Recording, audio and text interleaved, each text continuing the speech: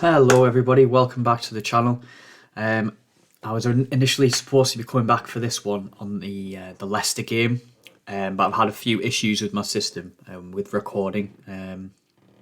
So rather than sort of putting together a haphazard video, I thought I'd just continue with the game in the background until I got everything sorted at home. And here we are. So what I'll do is I'll go through some of the results that we've had whilst I've been away. So we'll start with the Leicester game, which wasn't a great game, unfortunately. We've lost this one 2-1. We were away. Leicester are a decent side in Football Manager this year. They've got some good players like they do in real life, and they perform in the game as you'd expect. So we've lost this one 2-1. Jimenez has got on the score sheet, and we did get quite a few yellow cards in this game as well. The next game that we played, we bounced back against Norwich, where we have won 5-2 away. Willy Bolly hat-trick. This was still whilst the game hadn't been patched, so the OP near post corners were banging in this game. Never scored a penalty. Adeyemi rounded things off with a sort of last minute goal there as well. Unfortunately, we couldn't capitalise on that, and the next game against Southampton, which was also away, so that's 3 away games in a row. We've drawn 2-2. This is the sort of game, especially with the fixtures that were coming later, that we really needed to win. Unfortunately, we've picked up a point, which isn't terrible against Southampton, but we should really be winning this. Nathan Teller, a signing Southampton have made in the game, were just unplayable on this day. He scored twice. We actually were 2-0 down. We've done well to come back from 2-0 down and actually secure a point in this. Front line really didn't play well in this game either, which didn't help. And unfortunately, this carried on in the next game as well, at home, and we've lost to Burnley. We've lost to Burnley. As you can see from the ratings as well, we played really well, but just couldn't score. It was just one of those games. I was really disappointed with this. This is the type of game we needed to be winning, especially, like I say, with the fixtures that we had coming up in December. It needed to be a win. We did manage to bounce back in the next game in the Carabao Cup though against Bournemouth. Jimenez got the double, which was as expected really. Fourth round of the Carabao Cup, moving into the quarters with that win, should hopefully. He said at the time, I was thinking that maybe we could go on a cup run. Unfortunately, we've drawn Man City, so we're gonna have to be on our best to win that. However, next league game, Chelsea, and I don't know what happened here, but we absolutely destroyed them. The players didn't play particularly well. We just gelled as a team, and Trincao hit a hat-trick out of nowhere. Really fantastic game. Nullified Chelsea completely. I think they only had the one chance, really clinical, from Lukaku, and then they didn't really cause us much problems. So over the moon with that result, and it kind of kicked us on for November. Played Aston Villa. Obviously, it's a derby game this, and we're away. Won this one 2-0, comfortable. Villa had a lot of possession. They played with they were on the front foot quite a lot. As you can see from the ratings, our midfield and defence was what won us this game. We counter-attacked. I did go into this game and set up as cautious, just because I was aware of the fact that derby game, don't want to be losing it. So that paid off. Moving into the next game against Brighton, which was at home, we've won 3-1. Adeyemi, Fernandez and Trincao have got on the score sheet there. Again, it was another comfortable game. Had a bit of rotation in there, so I've managed to squeeze Pedro Neto in.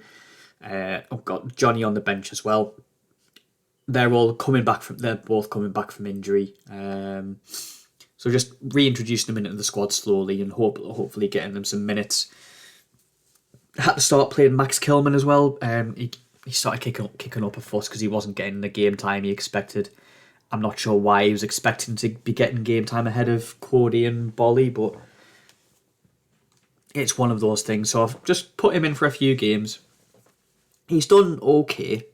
He's not been amazing, but I think looking at the squad, we are light at centre half. I know I can put Dendonka back in there, but the quality at centre half is lacking, and I desperately need cover for Ruben Neves.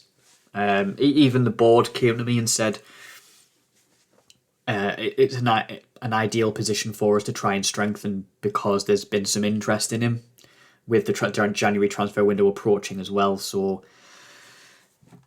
it's something that we'll need to look at later on down the road. And then the next game, Leeds. Again, it's not a game at home that I want to be drawing, and we clawed this one back. We were 2-0 down.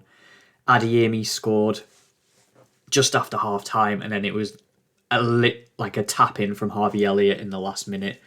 Well, the last 5 minutes that's secured as a draw there, but we were just really bad in this game. The passing game that we've had going really well from the start of the season, just it went straight out the window. Every pass we were making from out wide into central midfield was either getting intercepted. I tried mixing the tactics up, and I think the only reason that we managed to get the goal in the last minute, well, the last 5 minutes, was that we'd gone all out attack, pushed everybody forwards, and we'd just left 2 midfielders in the centre and had 3 people behind Adeyemi up top. So we were very, very fortunate to come away with a draw in that one. And then December starts with a draw to Brentford.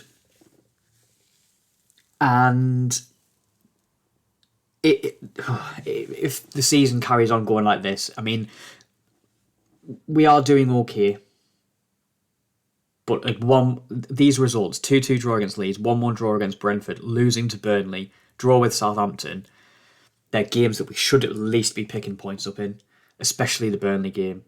This game, Adeyemi, he scored again. Probably the most consistent player that I've had since the start of the season.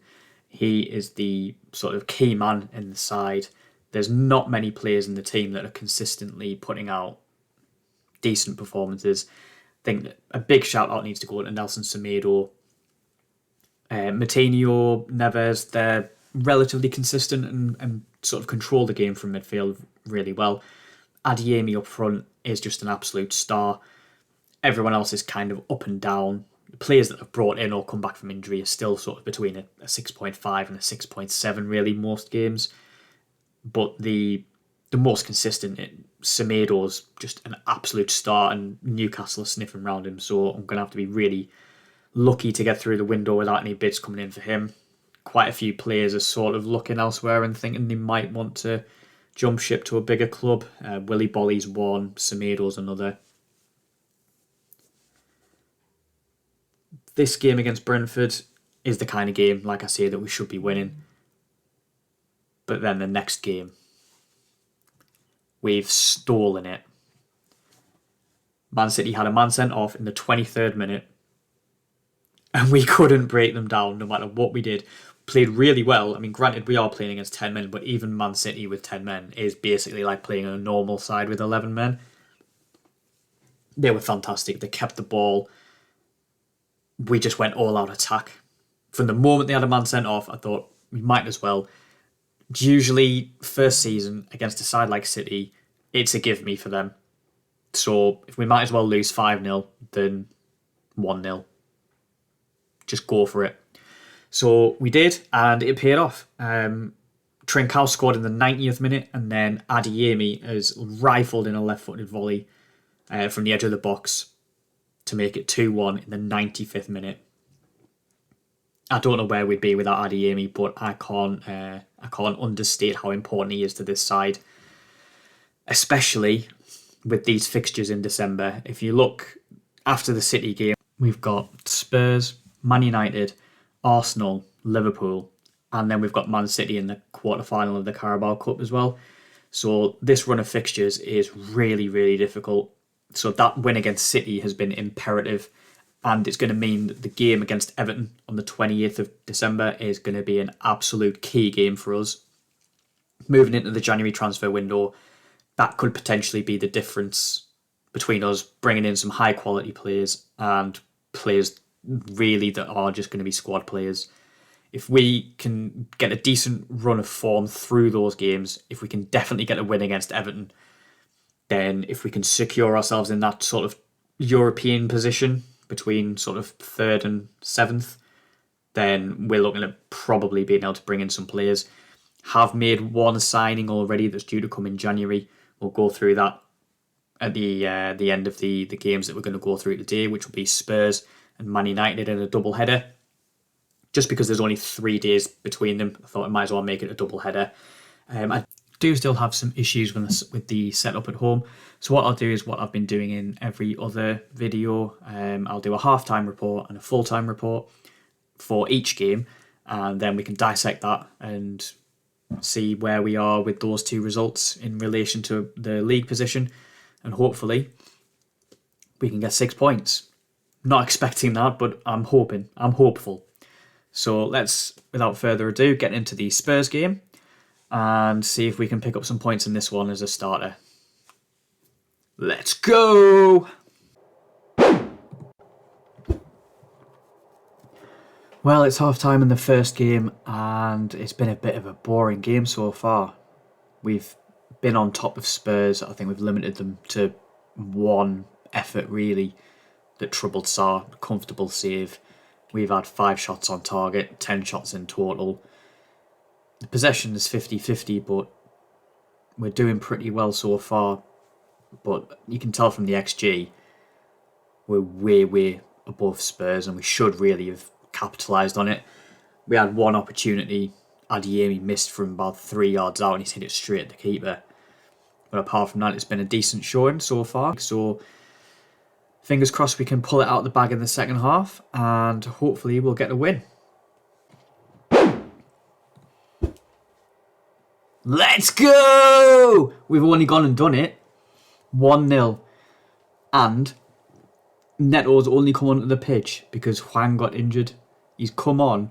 He's been assisted by Fernandes, and he's slotted one in the far corner. Absolutely tremendous win. Limited Spurs to 0 shots on target. Their XG is 0.18. We've absolutely played them off the park here. Defensive masterclass across the back line. Semedo, Johnny, Bolly, Dendoncker. Even Sarr's had a good game.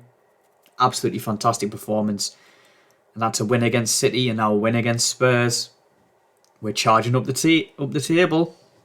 Europe, here we come. Right, so apologies with this one. Unfortunately, I forgot to do a half-time analysis. And it's the better part of it was the better half of the 2, actually. We've come into this. A minute before half-time, Adeyemi's managed to squeeze one in. De Gea's come out for a corner. Missed the ball completely, and Adeyemi's just had a simple tap-in. Gone in at half-time, 1-0 up. We've been absolutely battered in this game. Absolutely outclassed from front to back. Jose Sarr had a tremendous first half. He must have made about 10 or 11 saves in the first half. As you can see, second half, they scored 2 goals. We limited them to chances in the second half, but if you look at the stats, 13 shots on target to our 3. Their XG is nearly 3 and ours isn't even 1. To come away with this, with a 2-1 loss at Old Trafford, it's not the worst result in the world. Bearing in mind, we did not play well at all, and we've managed to come away 2-1. I was expecting a much heavier loss than this, so whilst we've lost, there's positives to take from the game, to sound cliche, but on to the next game. But having looked at those 2 fixtures, picking up the points against Spurs, and then a narrow defeat to Man United, I can't be too downhearted with that. So on to the next one. So following those 2 fixtures, we've still got a solid place in the league. We're 5th, roughly nearing the halfway point here. We've played 17, we've won 9, drawn 5 and lost 3. Got the 3rd best goal difference in the league, and we're still within touching distance of the teams that are above us. There's only a 2-point gap between us in 5th and Arsenal in 3rd. and we've played the same amount of games, so things are looking up. Chelsea and Leicester still have games in hand, but Leicester will still be below us if they win theirs. Chelsea could overtake us, but even still, 6th, within touching distance, one victory and not a slip up for Arsenal, City or Chelsea will see us move up into the Champions League positions, potentially. So, considering we've started December's fixtures, 1 win out of the 2 isn't terrible for the Spurs and United game. Things are looking a lot better than they were when we first looked at these fixtures, that's definitely for sure. So what we'll do is I'll finish off the video for today.